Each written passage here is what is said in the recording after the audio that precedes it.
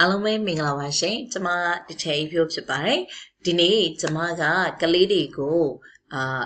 တွေးခေါ်တတ်စေဖို့အတွက်ဘယ်လိုလေ့ကျင့်သင်ကြားပေးရမယ်ဆိုတာနဲ့ပတ်သက်ပြီးတော့ကျွန်မသိရှိထားတဲ့အကြောင်းအရာတွေကို knowledge sharing လုပ်မှာဖြစ်ပါတယ်ရှင်။ပထမဦးစွာဒီလိုမျိုးပထမဦးစွာပေါ့နော် knowledge sharing လုပ်ဆောင်ရင်းနဲ့အတူကျွန်မကဒီကလေးတွေကိုတွေးခေါ်တတ်စေအောင်လေ့ကျင့်သင်ကြားပေးမယ်ဆရာဆရာမတွေမိဘတွေအနေနဲ့ဘယ်လိုယုံကြည်မှုတွေရှိလဲဆိုတာကိုတော့သိချင်မိပါတယ်ဒါကြောင့်ကျွန်မမိကွန်းလေး၃ခုမိထားပါတယ်ပထမမိကွန်းကတော့ highly intelligent person လို့ခေါ်တဲ့ဉာဏ်ရည်မြင့်မားတဲ့ကလေးတွေပေါ့နော်ဉာဏ်ရည်မြင့်မားတဲ့ကလေးတွေဟာသူတို့တွေဟာ good thinker လို့ခေါ်တဲ့အတွေးခေါ်ကောင်းတဲ့သူတွေအဖြစ်ကိုအလိုအလျောက်ဖြစ်ပေါ်လာနိုင်တယ်လို့ယုံကြည်မှုရှိပါသလားကျွန်မမိခွန်းလေးပြန်ပေးပါမယ်ဒီ highly intelligent person လို့ခေါ်တဲ့ဉာဏ်ရည်မြင့်မားတဲ့ကျောင်းသားကျောင်းသူတွေဟာအလိုအလျောက်အနေနဲ့အတွေးခေါ်ကောင်းတဲ့သူတွေဖြစ်ပေါ်လာနိုင်တယ်လို့ယုံကြည်မှုရှိပါသလားဒုတိယမိခွန်းကတော့ကျမတို့ကျောင်းဒီမှာသင်နေတဲ့သင်ခန်းစာတွေကနေတဆင့်ရလာတော့ thinking skill တွေပေါ့နော်ကလေးတွေရဲ့တွေးခေါ်နိုင်မှုစွမ်းရည်တွေဟာကျောင်းတွေကနေသင်ပေးလိုက်တဲ့အခါမှာအလုံးလောက်ရှိနေပြီလို့ယုံကြည်မှုရှိနေပါသလားတတိယမိခွန်းလေးတစ်ခုကတော့ဒီကလေးတွေရေကိုတွေးခေါ်တတ်အောင်လေ့ကျင့်ပေးရတဲ့ thinking skill ပေါ့နော်တွေးခေါ်နိုင်အောင်တွေးခေါ်နိုင်တဲ့စွမ်းရည်တွေရှိလာအောင်လေ့ကျင့်သင်ကြားပေးနိုင်မှုကို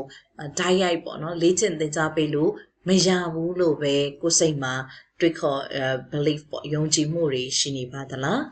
အခုပြောတဲ့မိကွန်းလေး၃ခုကိုကျွန်မပြန်လည်ပြီးတော့ဆက်လက်ပြန်ပြီးတော့ရင်ထပ်မေးပါမယ်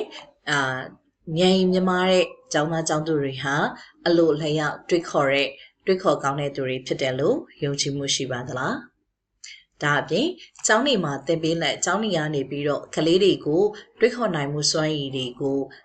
လေ့ကျင့်သင်ကြားပေးမှုဟာလုံလောက်မှုရှိနေပြီးလေ့ကျင့်သင်ကြားပေးပြီးလို့ပဲယုံကြည်မှုရှိနေပါသလားနောက်မိကွန်းတစ်ခုကတော့ဒီကလေးတွေကိုတွေးခေါ်တတ်တဲ့စွမ်းရည်တွေရလာဖို့အတွက်ကျမတို့ဆက်ဆံမတွေနဲ့မိဘတွေဟာထိုက်ရိုက်သင်ကြားပေးလို့မရဘူးလို့ပဲကိုယ်စိတ်မှာယုံကြည်မှုရှိနေပါသလားဒီမိကွန်း၃ခုနဲ့ပတ်သက်ပြီးတော့ဆက်ဆံမတို့နဲ့မိဘတို့မှာဖြေတွေရှိနေမှာပါဒီမိကွန်း၃ခုရဲ့အပေါ်မှာယုံကြည်မှုရှိနေတယ်ဆိုတော့မိဘတွေရှိတယ်လို့မိဘနဲ့ဆက်ဆံမတွေရှိတယ်လို့ဒီမိကွန်း၃ခုနဲ့ပတ်သက်ပြီးတော့ယုံကြည်မှုမရှိနေဘူးဆိုတော့မိဘနဲ့ဆက်ဆံမတွေလည်းရှိနေမှာဖြစ်ပါတယ်ဒီမိကွန်းနဲ့ပတ်သက်ပြီးတော့ yes လို့ယုံကြည်မှုရှိနေတဲ့ဆက်ဆံမတွေအတွက်ဆိုရင်တော့ကျွန်မဆက်လက်ပြီးတော့ကျွန်မ sharing လုပ်မဲ့ဗီဒီယိုလေးတွေဟာဆက်ဆံမနဲ့မိဘတို့အတွက်အကျိုးကျေးဇူးရှိမှာမဟုတ်ပါဘူးတကယ်လို့ဒီမိကွန်း၃ခုနဲ့ပတ်သက်ပြီးတော့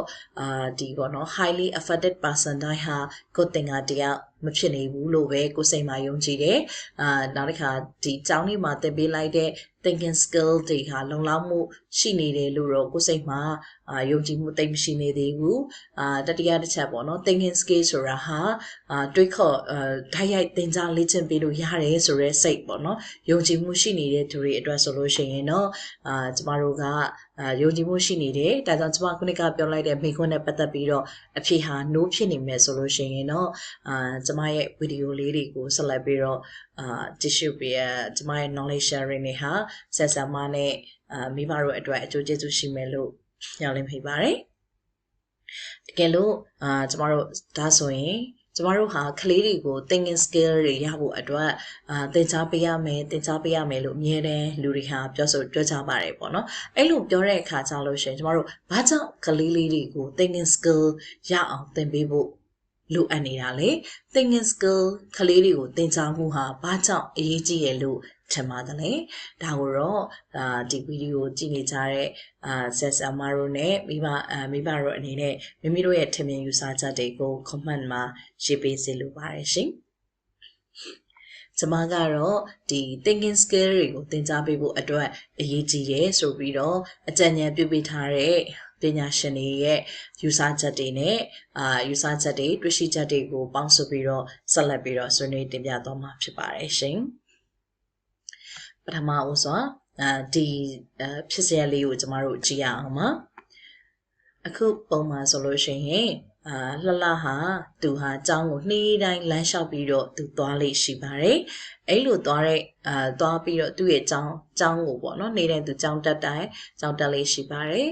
တနေ့မှာတော့သူသွားတဲ့လမ်းမှာရေကြီးနေတာကိုတွေ့လိုက်ရပါတယ်အဲ့ဒီခါမှာဆိုလို့ရှိရင်လှလှရဲ့အတွေ့အထဲမှာဘာတွေ့ရပြီလဲဆိုလို့ရှိရင်ငါအိမ်ပြန်ကောင်းမလားဆိုတာမျိုးသူတွေ့တတ်ပါတယ်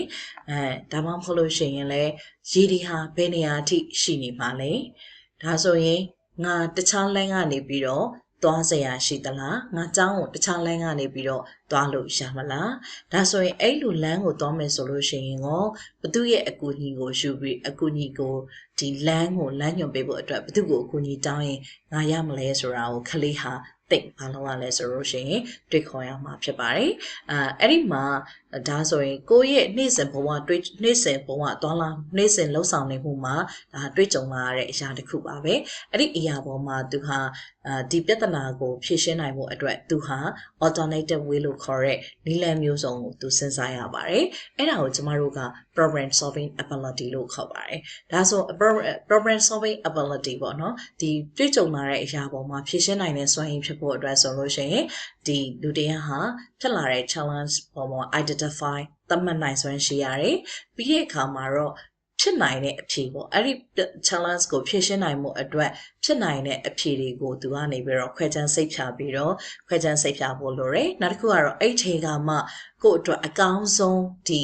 challenge ကိုကျော်လွှားနိုင်မှုအတွက်အကောင်းဆုံးသောနည်းလမ်းကို choose မလုပ်နိုင်ရလဲဆိုတော့ရွေးချယ်ရမှာဖြစ်ပါတယ်အဲ့တော့အဲ့ဒီလိုမျိုးလှုပ်ဆောင်တဲ့ problem solving ability တွေဖြစ်လာရခြင်းဟာcritical thinking ကြောင့်ပဲဖြစ်ပါတယ်ဒီကလေးတယောက်မှာ critical thinking ရှိမှသာလျှင်သူဟာဒီ situation လို့ခေါ်တဲ့အခြေအနေရဲ့ပုံမှာ logically ပေါ့နော်တကယ်ကိုကြောင်းကျိုးညီညွတ်စွာနဲ့အကဲဖြတ်နိုင်မယ်ပြီးတဲ့အခါမှာကိုအဖြစ်တစ်ခုကိုမရွေးချယ်မိမှာငါဟာဘယ်မှာ bias ဖြစ်နေလဲပေါ့ဥပမာကျောင်းမတက်ချင်တဲ့ကလေးတော်များများဆိုရင်တော့ငါအိမ်ပြန်သွားတာကောင်းမှာပဲဆိုတဲ့အဖြေကို तू ကအမြန်ဆုံးရွေးချယ်လိုက်မှာပဲဒါပေမဲ့ဒီကလေးဟာသူ့ရဲ့ thinking ထဲမှာသူဟာကျောင်းတက်လို့ခြင်းနဲ့ဆိုရက်တက်လို့တဲ့ဆန္ဒရှိမယ်ဆိုရင်တော့သူဟာခြားနည်းလမ်းတစ်ခုကိုရွေးချယ်ကြမှာဖြစ်ပါတယ်အဲ့ဒီခါမှာကိုယ့်ရဲ့ရွေးချယ်မှုကိုဟာဘယ်ပေါ်မှာ bias ဖြစ်နေတာလဲဆိုတာကိုလည်းသိနေဖို့လိုတယ်နောက်တစ်ချက်ကတော့အဲ့ဒီအချက်တွေပေါ်မှာသိတယ်ပြီးတဲ့ခါကျမှသူဟာငါ့အတွက်အကောင်းဆုံးနည်းလမ်းဟာဘယ်ဟာဖြစ်မလဲလက်တွေ့ကြပြီးတော့အကောင်းဆုံးဖြစ်နိုင်မဲ့အဖြေဟာဘာပဲဖြစ်မလဲဆိုတော့မှန်ကန်ဆုံးသောအဖြေကိုရွေးချယ်နိုင်မှာဖြစ်ပါတယ်ဒီလိုမျိုးစွမ်းရည်ရှိလာရခြင်းဟာကလေးတစ်ယောက်မှာ problem solving ability ရှိရလို့ခေါ်ပါတယ်ဒီ problem solving ability ကိုမြင့်တင်ပေးနိုင်တာဟာအဲ့ဒီကလေးတွေမှာ critical thinking တွေးခေါ်နိုင်တဲ့စွမ်းရည်တွေဒီကအချက်လက်တွေပေါ်မှာအခြေခံပြီးတော့တကယ့်ကိုပဲဝေဖန်ပိုင်းခြားသုံးသပ်နိုင်တဲ့တွေးခေါ်မှုရှိခြင်းရဲ့ရလဒ်ပဲဖြစ်ပါတယ်။ဒါဟာကလေးတွေကို thinking skill သင်ကြားရခြင်းရဲ့အရေးကြီးဆုံးဘာကြောင့်အရေးကြီးရလဲဆိုတော့အဖြေတွေကတစ်ချက်ကိုပဲဆွေးနွေးထားတာဖြစ်ပါတယ်။အဲ့ဒါကတော့ကလေးတွေကို thinking skill သင်ကြားဖို့အတွက်အရေးကြီးပါတယ်။ဘာကြောင့်လဲဆိုရင် thinking skill ဟာကလေးတွေရဲ့problem solving ability လို့ခေါ်ရဲမိမိတို့ရင်ဆိုင်ဖြေရှင်းရမိမိတို့တွေ့ကြုံလာတဲ့အရာတွေပေါ်မှာကောင်းစွာဖြေရှင်းနိုင်တဲ့စွမ်းရည်တွေကိုမြင့်တင်ပေးနိုင်တဲ့အတွက်ကြောင့်မို့လို့ကလေးတွေကို thinking skill သင်ကြားရမယ်လို့သင်ကြားရခြင်းဟာအရေးကြီးခြင်းဖြစ်ပါတယ်ဆိုတာကိုဖြစ်ပါတယ်ဆိုတော့ပထမဆုံးတစ်ချက်အနေနဲ့ကျွန်မဒါကိုဆွေးနွေးထားတာဖြစ်ပါတယ်။နောက်လာမယ့်ဗီဒီယိုတွေမှာဆိုလို့ရှိရင်ကျန်တဲ့အချက်လက်တွေကိုဆက်လက်ဆွေးနွေးသွားမှာဖြစ်ပါတယ်ရှင်။